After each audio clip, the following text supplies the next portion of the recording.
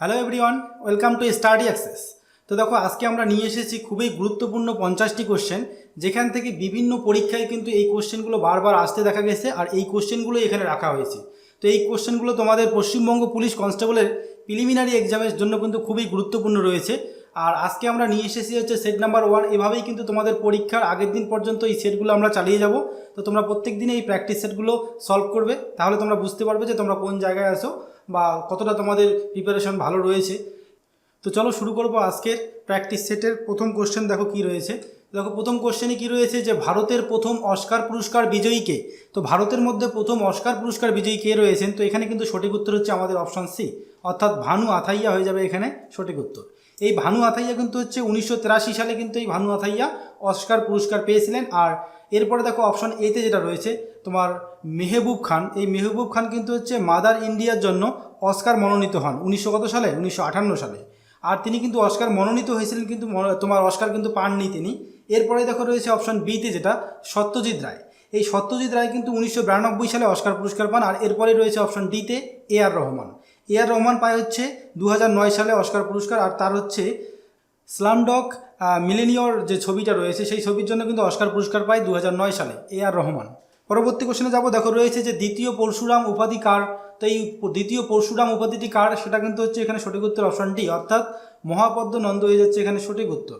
তো মহাপদ্ম নন্দ কিন্তু দ্বিতীয় পরশুরাম উপাধিটা রয়েছে। আর অপশান এতে দেখো রয়েছে কি কনিষ্ক। তো এই কনিষ্ক কিন্তু হচ্ছে, এই কনিষ্ককে কি বলা হয়, দ্বিতীয় অশোক কিন্তু বলা হয় হচ্ছে কনিষ্ককে। এরপরে দেখো অপশান বিতে যেটা রয়েছে অতীশ দীপঙ্কর। এই অতীশ দীপঙ্কর কি, একে কিন্তু বলা হয় হচ্ছে দ্বিতীয় বুদ্ধ। এরপর দেখো রয়েছে হচ্ছে অপশান সিতে মিহিরকুল। এই মিহিরকুল কি, ইনি কিন্তু হচ্ছে দ্বিতীয় এটিলা। মিহিরকুলকে বলা হয় হচ্ছে দ্বিতীয় এটিলা। পরবর্তী কোশ্চেনে যাব। দেখো রয়েছে যে ভারতের ইতিহাসে 1943 খ্রিস্টাব্দ নিম্নলিখিত কোন কারণের জন্য বিখ্যাত, অর্থাৎ এই 1943 সালটা যে রয়েছে এটা কিন্তু ভারতের ইতিহাসে একটা বিখ্যাত সাল। তো এই সালটা কেন বিখ্যাত, তো এখানে কিন্তু সঠিক উত্তর যেটা হয়ে যাবে সেটা হচ্ছে অপশান সি, অর্থাৎ আজাদ হিন্দ বাহিনীর গঠন করা হয় হচ্ছে এই 1943 সালে। তো এই আজাদ হিন্দ বাহিনী গঠন করা হয় 1943 সালে। আর দেখো অপশান এতে রয়েছে যে সুভাষচন্দ্র বসুর গৃহত্যাগ। তো এই গৃহত্যাগ কিন্তু করে হচ্ছে 1941 সালে। আর ভারত ছাড়ো আন্দোলন দেওয়া রয়েছে হচ্ছে অপশান বিতে, সেটা কিন্তু হয় হচ্ছে 1942 সালে। তাই কিন্তু ভারত ছাড়ো আন্দোলনকে কী বলা হয়, 42-এর আন্দোলন বলা হয়। আর এটা হয়েছিল আগস্ট মাসে, আর তার জন্য কিন্তু একে আগস্ট আন্দোলনও বলা হয়। এরপরে দেখো রয়েছে অপশান ডিতে আজাদ হিন্দ সেনাদলের বিচার। তো এই আজাদ হিন্দ সেনাদলের কিন্তু বিচার হয়েছিল হচ্ছে 1945 সালে। তো এই 1943 সালে কি হয়েছে, তাহলে 1943 সালে কিন্তু হচ্ছে আজাদ হিন্দ বাহিনীর গঠন হয়েছে। পরবর্তী কোশ্চেন দেখো রয়েছে যে কোন দ্রাঘিমা রেখা ভারতের প্রমাণ সময়কে নির্দেশ করে। তো এই দ্রাঘিমা রেখা কোনটি, তো এখানে কিন্তু সঠিক উত্তর হচ্ছে আমাদের কি অপশান বি, তোমার 82 ডিগ্রি, অর্থাৎ 82.5 ডিগ্রি। 82 ডিগ্রি 30 মিনিট পূর্ব কিন্তু হয়ে যাবে এখানে সঠিক উত্তর, 82.5 ডিগ্রি পূর্ব। তো দেখো এই যে 82.5 ডিগ্রি পূর্ব, এটা রয়েছে কোথায়, এটা কিন্তু হচ্ছে এলাহাবাদ যে শহরটি রয়েছে ভারতের, এই এলাহাবাদ শহরের উপর দিয়ে গেছে হচ্ছে এই 82.5 ডিগ্রি ইস্ট যে রেখাটি রয়েছে, যেটাকে ভারতের প্রমাণ সময় ধরা হয়। আর এই এলাহাবাদ শহরের যে সময়টা রয়েছে সেই সময়টাকে কিন্তু হচ্ছে ভারতের প্রমাণ সময় ধরা হয়। তো দেখো এখানে কোন কোন রাজ্যের উপর দিয়ে এই 82.5 ডিগ্রি রেখাটি গিয়েছে, তো উত্তরপ্রদেশ, মধ্যপ্রদেশ, ছত্তিশগড়, উড়িষ্যা, তারপরে হচ্ছে অন্ধ্রপ্রদেশ, এই রাজ্যগুলোর উপর দিয়ে, অর্থাৎ মোট 5টি রাজ্যের উপর দিয়ে কিন্তু এই 82.5 ডিগ্রি যে তোমার প্রমাণ সময়টা বা প্রমাণ সময়ের যে রেখাটা গেছে সেটা কিন্তু এই 5টি রাজ্যের উপর দিয়ে গেছে। আর এখান থেকে দেখো রয়েছে হচ্ছে 23.5 ডিগ্রি উত্তর যেটা রয়েছে কর্কটক্রান্তি রেখা, সেটা কোন কোন রাজ্যের উপর দিয়ে গেছে, সেটা কিন্তু হচ্ছে গুজরাট, রাজস্থান, মধ্যপ্রদেশ, ছত্তিশগড়, তারপর হচ্ছে ঝাড়খণ্ড, পশ্চিমবঙ্গ, ত্রিপুরা, এছাড়া হচ্ছে মিজোরাম। এই 8টি রাজ্যের উপর দিয়ে কিন্তু হচ্ছে কর্কটক্রান্তি রেখা গেছে। পরবর্তী কোশ্চেনে যাব।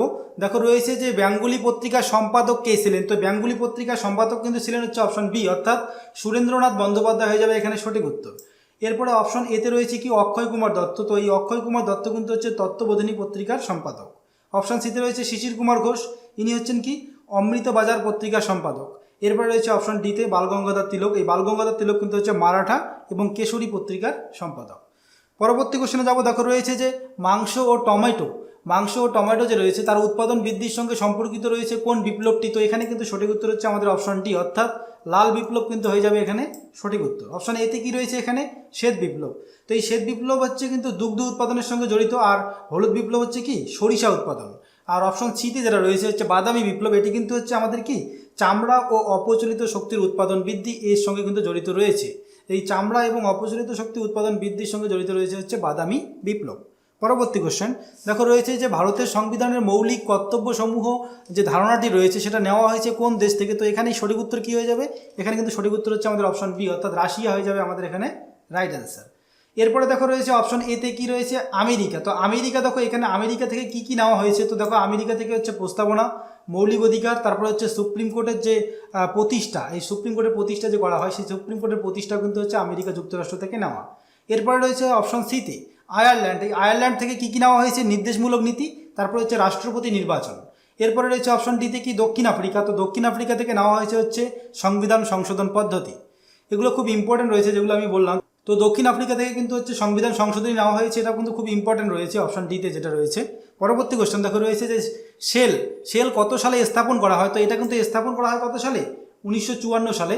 তো অপশন এ হচ্ছে এখানে সঠিক উত্তর। তো 1954 সালে 19শে জানুয়ারি কিন্তু এই আমাদের সেল গঠিত হয়। তো এখান থেকে দেখো এই সেলের ফুল ফর্ম কি, এর ফুল ফর্ম কিন্তু হচ্ছে steel authority of Indian limited কিন্তু হচ্ছে এর ফুল ফর্ম। আর এর হেডকোয়ার্টার কোথায় রয়েছে, হেডকোয়ার্টার কিন্তু রয়েছে হচ্ছে নতুন দিল্লিতে। আর এরপরে দেখবো আমরা কোন কোন শিল্প রয়েছে এই সেলের অধীনে। তো এখানে দেখো ভিলাই, রাউরকেল্লা, তারপর দুর্গাপুর, বোকারো, তারপর বার্নপুর, এই 5টি সমন্বিত যে ইস্পাত কারখানা রয়েছে সেগুলো কিন্তু হচ্ছে এই সেলের দ্বারা পরিচালিত হয়।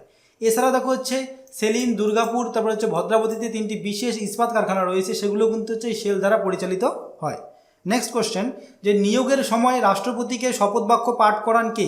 যখন রাষ্ট্রপতি নিয়োগ করা হয় তো নিয়োগের সময় শপথ বাক্য পাঠ করানো হয়, আর সেই সময় কে পাঠ করিয়ে থাকেন। তো এখানে কিন্তু সঠিক উত্তর হয়ে যাচ্ছে কি আমাদের অপশন সি, হয়তো আমার ভারতের প্রধান বিচারপতি কিন্তু এই শপথ বাক্যটা পাঠ করিয়ে থাকেন। এরপরে দেখো রয়েছে অপশন এতে কি রয়েছে প্রধানমন্ত্রী। তো প্রধানমন্ত্রীকে কে পাঠ করিয়ে থাকেন, প্রধানমন্ত্রীকে কিন্তু শপথ বাক্য পাঠ করানো হচ্ছে রাষ্ট্রপতি। আর অপশন বিতে যেটা রয়েছে যে প্রাক্তন রাষ্ট্রপতি, এটা লাগবে না এখান থেকে। তো এই উপরাষ্ট্রপতি দেখো রয়েছে, উপরাষ্ট্রপতিকে কে পাঠ করিয়ে থাকেন এই শপথ বাক্য। তো উপরাষ্ট্রপতিকে কিন্তু শপথ বাক্য পাঠ করানো হচ্ছে রাষ্ট্রপতি। আর এখান থেকে যেটা জানবো আর একটা, সেটা হচ্ছে মুখ্যমন্ত্রী। মুখ্যমন্ত্রীকে কে শপথ বাক্য পাঠ করান। তো মুখ্যমন্ত্রীকে কিন্তু শপথ বাক্য পাঠ করান কে, আমাদের রাজ্যপাল কিন্তু মুখ্যমন্ত্রীকে শপথ বাক্য পাঠ করিয়ে থাকেন। পরবর্তী কোশ্চেন দেখো রয়েছে সাধারণ কথাবার্তাতে শব্দের মাত্রা থাকে সাধারণত কত ডেসিবেল। তো এখানে কিন্তু সঠিক উত্তর হয়ে যাচ্ছে কি আমাদের অপশন এ অর্থাৎ 40 ডেসিবেল কিন্তু হয়ে যাবে এখানে সঠিক উত্তর। এরপরে অপশন বিতে দেখো রয়েছে 70 ডেসিবেল। তো 70 ডেসিবেল কিন্তু হচ্ছে রাস্তাঘাটে যে ট্রাফিক থাকে এই ট্রাফিকের শব্দ কিন্তু হচ্ছে 70 ডেসিবেল পর্যন্ত হয়। এরপরে রয়েছে অপশন সিতে 80 ডেসিবেল, সেটা হচ্ছে বাজারের যে গোলমাল হয় সেই গোলমালের শব্দ কিন্তু 80 ডেসিবেল পর্যন্ত হয়ে থাকে।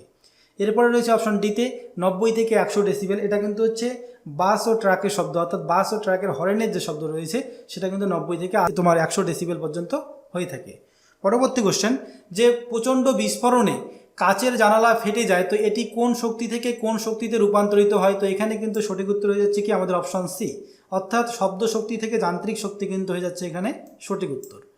এরপরে দেখো রয়েছে অপশন এতে, সেটা হচ্ছে আলোক শক্তি থেকে রাসায়নিক শক্তি। তো আলোক শক্তি থেকে রাসায়নিক শক্তির একটি উদাহরণ দেখো রয়েছে কি, ফটোগ্রাফির মাধ্যমে যে ছবি তোলা হয় সেটা কিন্তু হচ্ছে আলোক শক্তি থেকে রাসায়নিক শক্তিতে রূপান্তরিত হয়।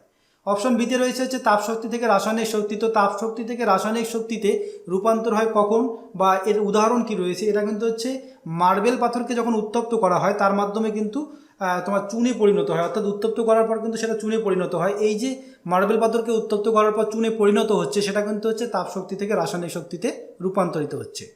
এরপরে রয়েছে অপশন ডিতে যান্ত্রিক শক্তি থেকে তাপ শক্তি। তো এই যান্ত্রিক শক্তি থেকে তাপ শক্তি কিন্তু কখন ঘটে, যখন হচ্ছে আমরা দুটি হাতে ঘষা দিয়ে থাকি, ঘষার পরে সেই স্থানটি গরম হয়ে যায়, দুটি হাতে তালু যখন গরম হয়ে যায় সেটাই হচ্ছে কিন্তু যান্ত্রিক শক্তি থেকে তাপ শক্তিতে রূপান্তরের উদাহরণ। পরবর্তী কোশ্চেনে যাব, দেখো রয়েছে যে ভারতের দীর্ঘতম জাতীয় সড়ক NH7 কোন স্থান থেকে কোন স্থান পর্যন্ত বিস্তৃত। তো দেখো এই NH7 কিন্তু হচ্ছে আগে ভারতের দীর্ঘতম জাতীয় সড়ক ছিল, কিন্তু বর্তমানে কি রয়েছে আমাদের দীর্ঘতম জাতীয় সড়ক, সেটা হচ্ছে আমাদের NH44। আর এই NH44 কিন্তু হচ্ছে শ্রীনগর থেকে কন্যাকুমারী পর্যন্ত বিস্তৃত, আর এর মোট দৈর্ঘ্য রয়েছে হচ্ছে 3745 কিমি। আর এখানে যেটা রয়েছে হচ্ছে NH7 যেটা, এটা কিন্তু তখন ছিল হচ্ছে বারাণসী থেকে কন্যাকুমারী পর্যন্ত।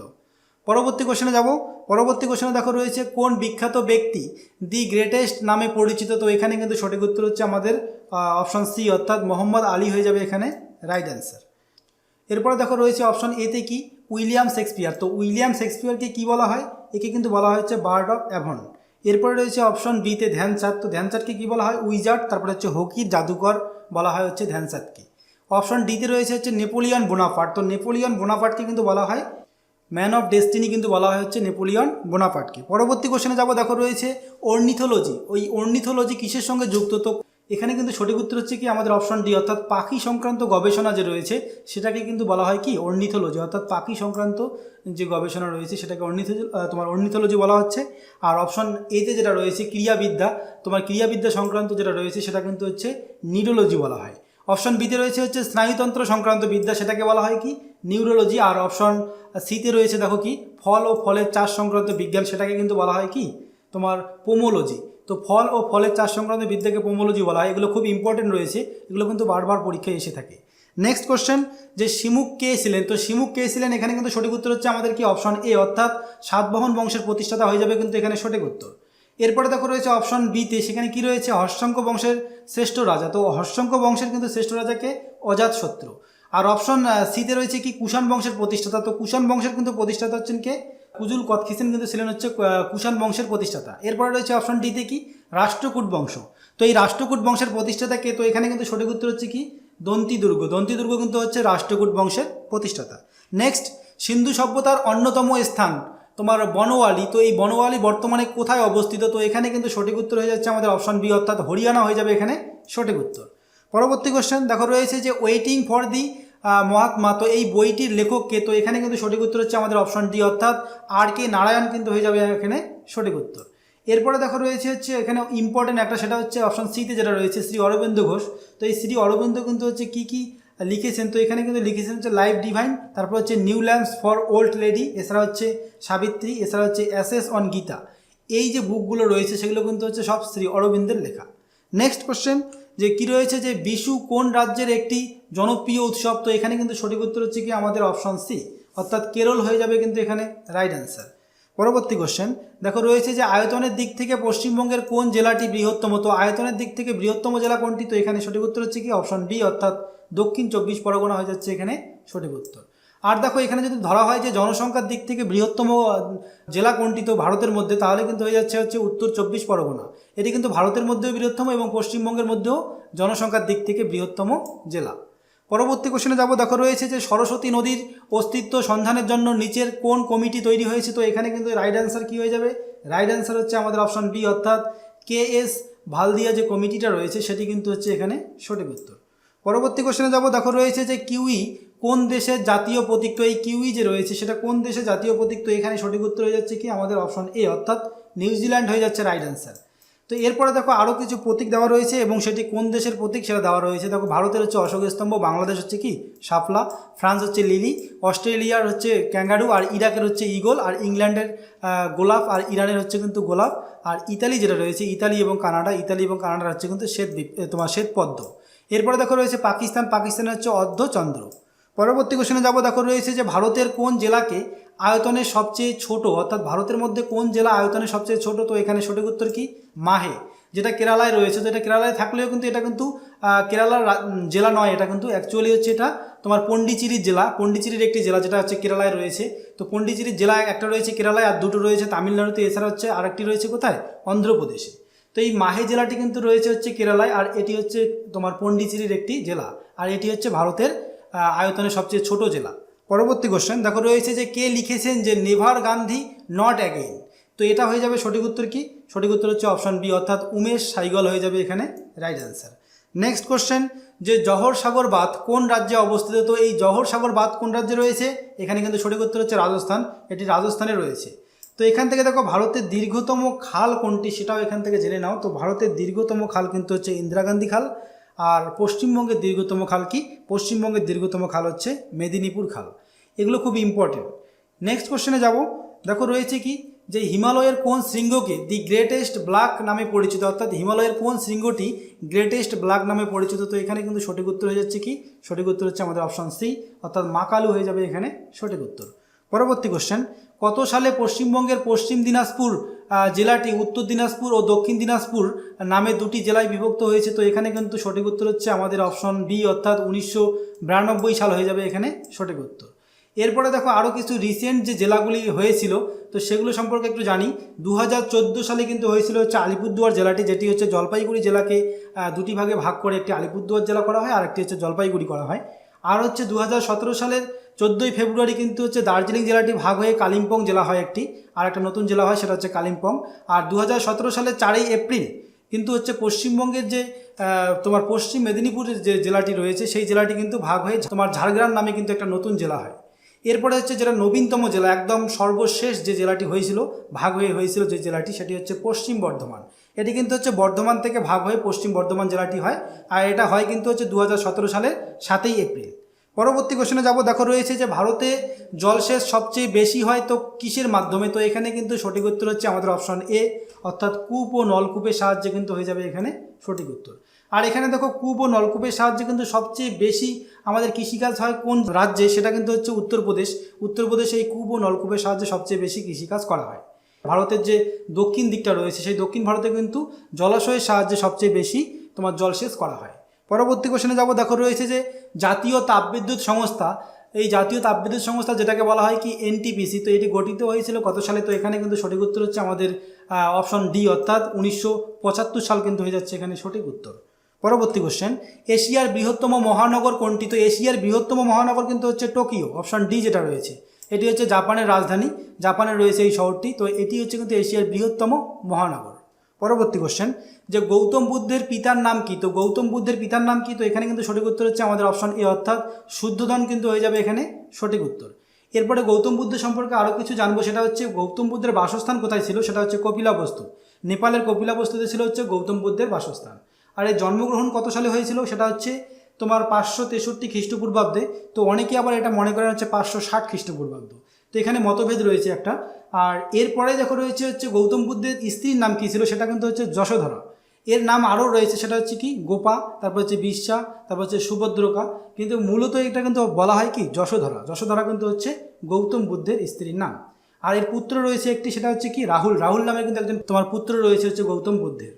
পরবর্তী কোশ্চেনে যাবো। দেখো রয়েছে যে নিউ ইন্ডিয়া পত্রিকার প্রকাশক কে, তো নিউ ইন্ডিয়া পত্রিকার প্রকাশক কে, এখানে কিন্তু সঠিক উত্তর হচ্ছে আমাদের কি অপশন এ, অর্থাৎ এনি বেসান্ত হয়ে যাবে এখানে রাইট অ্যান্সার। তো দেখো এই এনি বেসান্ত কিন্তু হচ্ছে grand old lady of Indian nationalism নামে কিন্তু পরিচিত। আর এখান থেকে দেখো এই এনি বেসান্ত কিন্তু হচ্ছে ভারতের যে জাতীয় কংগ্রেস রয়েছে সেই জাতীয় কংগ্রেসের প্রথম মহিলা সভাপতি, আর ইনি কিন্তু বিদেশি ছিলেন। আর যদি প্রথম মহিলা সভাপতি আমরা দেশীয় ধরি তাহলে কিন্তু হচ্ছে সরোজিনী নাইডু। সরোজিনী নাইডু হচ্ছে ভারতের প্রথম ভারতীয় মহিলা তোমার জাতীয় কংগ্রেসের সভাপতি। এর পরের প্রশ্নে যাব। দেখো রয়েছে কি, তো রয়েছে এখানে দেখো ইন্ডিয়ান ইন্ডিপেন্ডেন্স লীগ কে গঠন করেন, তো এখানে সঠিক উত্তর হচ্ছে আমাদের কি অপশন সি, অর্থাৎ রাসবিহারী বসু কিন্তু হয়ে যাচ্ছে এখানে সঠিক উত্তর। রাসবিহারী বসু হচ্ছে ইন্ডিয়ান ইন্ডিপেন্ডেন্স লীগ যে রয়েছে সেটি গঠন করেন। আর এখান থেকে যেটা জানবো সেটা হচ্ছে ভারতের স্বাধীনতা সংগ্রামের জন্য বিদেশের মাটিতে কিন্তু প্রথম সেনাবাহিনী গঠন করেন হচ্ছে এই রাসবিহারী বসু। নেক্সট কোশ্চেন, দেখো রয়েছে যে ভারতের প্রধানমন্ত্রী হতে গেলে ন্যূনতম বয়স কত হওয়া দরকার, তো এখানে কিন্তু সঠিক উত্তর হচ্ছে আমাদের অপশন এ, অর্থাৎ 25 বছর কিন্তু হয়ে যাচ্ছে এখানে সঠিক উত্তর। তো ভারতের প্রধানমন্ত্রী হতে গেলেও ন্যূনতম বয়স 25 বছর দরকার, আর সংসদ হতে গেলেও কিন্তু 25 বছর তোমার ন্যূনতম বয়স দরকার। এছাড়া দেখো রয়েছে হচ্ছে রাজ্যসভার যে মেম্বার থাকেন, রাজ্যসভার সদস্যদের কিন্তু হচ্ছে ন্যূনতম বয়স দরকার হচ্ছে 30 বছর। এছাড়া হচ্ছে রাষ্ট্রপতি যে রয়েছে, রাষ্ট্রপতির বয়সের দরকার কত ন্যূনতম, সেটা হচ্ছে 35, আর উপরাষ্ট্রপতিরও কিন্তু হচ্ছে ন্যূনতম বয়স হওয়া দরকার হচ্ছে 35 বছর উপরাষ্ট্রপতি হতে গেলে। পরবর্তী কোশ্চেনে যাব। দেখো রয়েছে যে সংবিধানের কোন অধ্যায়ে মৌলিক অধিকার বর্ণিত আছে, তো সংবিধানের এটা কিন্তু 3য় অধ্যায়ে বর্ণিত রয়েছে হচ্ছে মৌলিক অধিকারগুলি। আর এটা হচ্ছে 12 থেকে 35 নম্বর যে ধারাটা রয়েছে 3য় অধ্যায়ে, সেখানেই কিন্তু রয়েছে হচ্ছে আমাদের এই মৌলিক অধিকারগুলি, অপশন সি হচ্ছে এখানে সঠিক উত্তর। তো দেখো এই যে মৌলিক অধিকারগুলি রয়েছে এগুলো কিন্তু হচ্ছে যখন জরুরি অবস্থা চলে, এই জরুরি অবস্থা চলাকালীন কিন্তু এই মৌলিক অধিকারগুলি আমাদের কি স্থগিত রাখা হয়। তো এই মৌলিক অধিকারগুলি স্থগিত রাখা যায় যখন জরুরি অবস্থা চলে, কিন্তু একমাত্র 20 এবং 21 নং যে ধারাটা রয়েছে মৌলিক অধিকারের মধ্যে, সেই ধারায় যে বর্ণিত রয়েছে মৌলিক অধিকারগুলি সেগুলি কিন্তু হচ্ছে স্থগিত রাখা যায় না। এরপরে পরবর্তী কোশ্চেনে যাব। দেখো রয়েছে কি, সেটা হচ্ছে মন্ত্রীরা ব্যক্তিগতভাবে কার কাছে দায়ী থাকেন, তো এখানে কিন্তু সঠিক উত্তর হচ্ছে আমাদের অপশন ডি, অর্থাৎ প্রধানমন্ত্রীর কাছে কিন্তু ব্যক্তিগতভাবে দায়ী থাকেন। পরবর্তী কোশ্চেন, দেখো রয়েছে যে প্রথম জাতীয় জরুরি অবস্থা কবে ঘোষণা করা হয়, তো এখানে কিন্তু সঠিক উত্তর হচ্ছে অপশন এ, অর্থাৎ 1962 সাল হয়ে যাবে এখানে সঠিক উত্তর। তো এই 1962 সালে কিন্তু হচ্ছে চীন এবং ভারতের যে চীন যখন ভারত আক্রমণ করে সেই আক্রমণের সময় কিন্তু এই জাতীয় জরুরি অবস্থাটা ঘোষণা করা হয়। আর এর পরবর্তীতে অর্থাৎ দ্বিতীয়বার ঘোষণা করা হয় কিন্তু 1971 সালে। এটা হচ্ছে ভারত পাকিস্তান যুদ্ধের সময়, আর এর পরবর্তীতে হচ্ছে 1975 সালে আরও একবার জাতীয় জরুরি অবস্থা ঘোষণা করা হয়, সেটা হচ্ছে 1975 সালে। সেটা হচ্ছে কি দেশের অভ্যন্তরীণ সংকটাপন্ন অবস্থার জন্য এটা ঘোষণা করা হয়। তো মোট কিন্তু 3বার জাতীয় জরুরি অবস্থা ঘোষণা করা হয়েছে। আর এই যে জাতীয় জরুরি অবস্থা ঘোষণা করা হলো, এটা ভারতীয় সংবিধানে কত নং ধারায় রয়েছে, সেটা কিন্তু রয়েছে হচ্ছে 352 নং ধারায়। তো এই 352 নং ধারায় রয়েছে হচ্ছে জাতীয় জরুরি অবস্থার কথা। আর রাজ্যের যে শাসনতান্ত্রিক অচল অবস্থা ঘোষণা করা যাবে রাষ্ট্রপতি দ্বারা, শাসনতান্ত্রিক যে অচল অবস্থা থাকবে সেটা কিন্তু হচ্ছে 356 নং ধারায় বলা রয়েছে যে কোনো রাজ্যে কি রাষ্ট্রপতি তোমার শাসনতান্ত্রিক অচল অবস্থার জন্য তোমার রাষ্ট্রপতি শাসন বা জরুরি অবস্থা জারি করতে পারে। এরপরে রয়েছে হচ্ছে 360 নং ধারা, যেখানে বলা রয়েছে কি আর্থিক জরুরি অবস্থার কথা। তো এই 360 নং ধারায় রয়েছে আর্থিক জরুরি অবস্থার কথা। আর এখান থেকে তোমরা মনে রাখবে সেটা হচ্ছে এই আর্থিক জরুরি অবস্থা যেটা রয়েছে, এই আর্থিক জরুরি অবস্থা কিন্তু ভারতবর্ষে একবারও জারি করা হয়নি। পরবর্তী কোশ্চেনে যাব। দেখো রয়েছে যে বর্তমানে কত টাকার কাগজের নোট ভারত সরকারের তোমার অর্থ দপ্তর দ্বারা প্রচার করে। তো এখানে কিন্তু সঠিক উত্তর হচ্ছে 1 টাকা।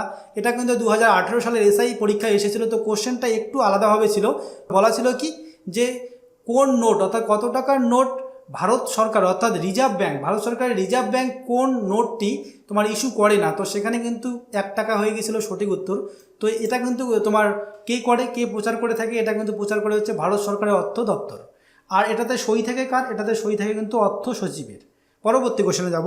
দেখো রয়েছে হচ্ছে 39তম ন্যাশনাল গেমস যেটা 2020 সালে হবে, সেটা কিন্তু আয়োজন করবে কোন রাজ্য? তো এখানে কিন্তু সঠিক উত্তর হয়ে যাবে কি আমাদের অপশন এ, অর্থাৎ অসম হয়ে যাবে কিন্তু এখানে রাইট অ্যান্সার। নেক্সট কোশ্চেন, 2018 সালে ফোর্বসের তালিকা অনুসারে কোন দেশ বিশ্ব বাণিজ্যে প্রথম স্থান অধিকার করেছে? তো এখানে সঠিক উত্তর হচ্ছে আমাদের অপশন বি, অর্থাৎ যুক্তরাজ্য বা ইউকে হয়ে যাবে কিন্তু এখানে সঠিক উত্তর। পরবর্তী কোশ্চেন, 2021 সালে চ্যাম্পিয়ন্স ট্রফি এবং 2023 সালে বিশ্বকাপ ক্রিকেট যে হবে সেটা কোন দেশে অনুষ্ঠিত হবে? এটা কিন্তু দুটোই হবে কিন্তু আমাদের ভারতবর্ষে। অপশন ডি কিন্তু হয়ে যাচ্ছে এখানে সঠিক উত্তর। পরবর্তী কোশ্চেন, টু সিস্টার্স ছবিটি কার আঁকা? তো এখানে কিন্তু সঠিক উত্তর হচ্ছে কি আমাদের অপশন এ, অর্থাৎ পাবলো পিকাসো কিন্তু হয়ে যাবে এখানে রাইট অ্যান্সার। নেক্সট কোশ্চেন, যে ফ্যাদোমিটার যন্ত্র দ্বারা কি মাপা হয়? তো এই ফ্যাদোমিটার যন্ত্র দ্বারা কিন্তু হচ্ছে সমুদ্রের গভীরতা মাপা হয়। অপশন সি কিন্তু হয়ে যাচ্ছে এখানে সঠিক উত্তর।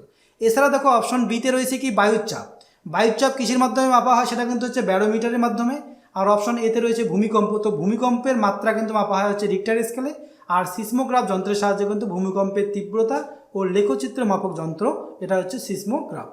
এরপরে অপশন ডিতে রয়েছে কি তাপমাত্রা কিসের মাধ্যমে মাপা হয়? তাপমাত্রা কিন্তু হচ্ছে থার্মোমিটারের সাহায্যে মাপা হয়। আর উষ্ণতাও কিন্তু তোমার এই থার্মোমিটারের সাহায্যে মাপা হয়। তো উষ্ণতা তাপমাত্রা কিন্তু অনেক সময় অপশনে থাকে উষ্ণতা, অন্য সময় থাকে তাপমাত্রা। তো এটা কিন্তু হচ্ছে থার্মোমিটার হয়ে যাবে সঠিক উত্তর। আর তাপ মাপা হয় কিসের সাহায্যে? সেটা কিন্তু হচ্ছে ক্যালোরিমিটার। তো তাপ এবং তাপমাত্রা কিন্তু দুটি আলাদা জিনিস। তো তাপ মাপা হয় হচ্ছে ক্যালোরিমিটার, আর তাপমাত্রা কিন্তু মাপা হয় হচ্ছে থার্মোমিটারের সাহায্যে। পরবর্তী কোশ্চেনে যাব। দেখো রয়েছে কি একটি কাঠের ব্লক জলে ভাসছে। তো জলের পরিবর্তে অ্যালকোহলের ক্ষেত্রে, অর্থাৎ জলের পরিবর্তে যদি আমরা অ্যালকোহল রাখি তাহলে সেই ঘটনাটা অর্থাৎ কী ঘটবে এর ফলে?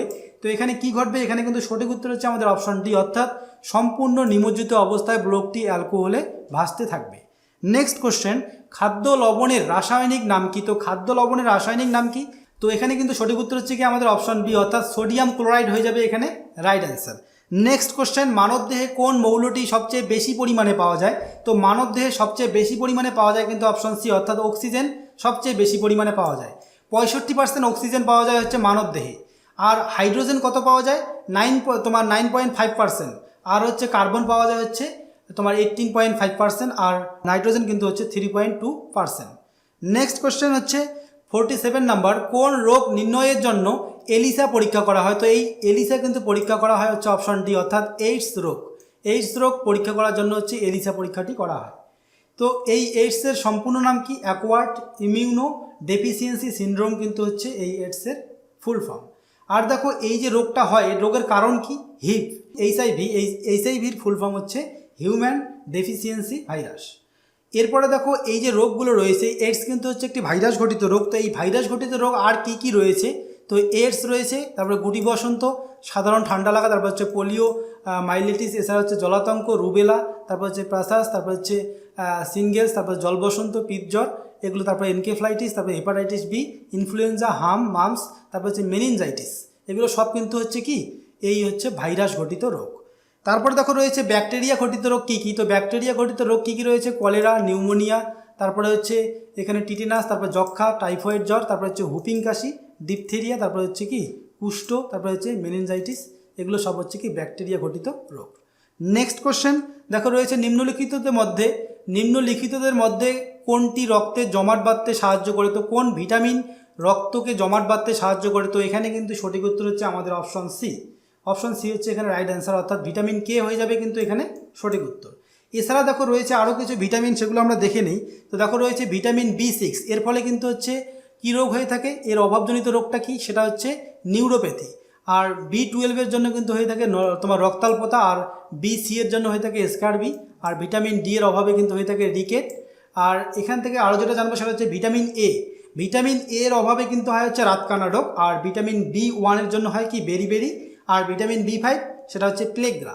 ভিটামিন B5 এর অভাবে কিন্তু হয়ে থাকে প্লেগ্রা রোগটি। আর এরপরে জানবো সেটা হচ্ছে ভিটামিন ই এর অভাবে কিন্তু বন্ধ্যাত্ব রোগ হয়, অর্থাৎ বন্ধ্যাত্ব রোগটা যেটা রয়েছে সেটা কিন্তু হচ্ছে নারীদের হয়ে থাকে। এই বন্ধ্যাত্ব রোগটা কিন্তু হচ্ছে ভিটামিন ই এর অভাবে হয়ে থাকে। পরবর্তী কোশ্চেনে যাবো। দেখো রয়েছে যে সুভাষচন্দ্র বসু কবে ফরওয়ার্ড ব্লক গঠন করে। তো এই ফরওয়ার্ড ব্লক কিন্তু গঠন করে হচ্ছে অপশন এ রাইট অ্যান্সার, অর্থাৎ 1939 সাল হয়ে যাবে এখানে সঠিক উত্তর। নেক্সট, হাতিগুম্ফা লিপি বা হস্তিগুম্ফা লিপি যেটাকে বলা হয়, তো সেটা কার সময়ে হয়। তো এখানে কিন্তু সঠিক উত্তর হচ্ছে আমাদের অপশন এ, অর্থাৎ কলিঙ্গ রাজ খারবেল কিন্তু হয়ে যাবে এখানে সঠিক উত্তর। এরপরে দেখো রয়েছে হচ্ছে নানাঘাট লিপি, সেটা কিন্তু হচ্ছে এই শিলালিপিটা হচ্ছে সাতবাহন রাজা সাতকর্ণীর মনীষী নরনিকার যে প্রশস্তি আছে সেই প্রশস্তি থেকে কিন্তু হচ্ছে সাতকর্ণীর বিবরণ কিন্তু পাওয়া যায়।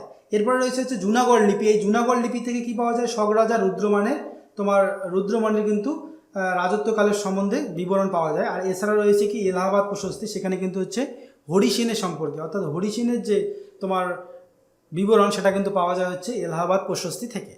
তো বন্ধুরা, আজকের ভিডিওটা এই পর্যন্তই ছিল। সম্পূর্ণ ভিডিও দেখার জন্য তোমাদের অসংখ্য ধন্যবাদ।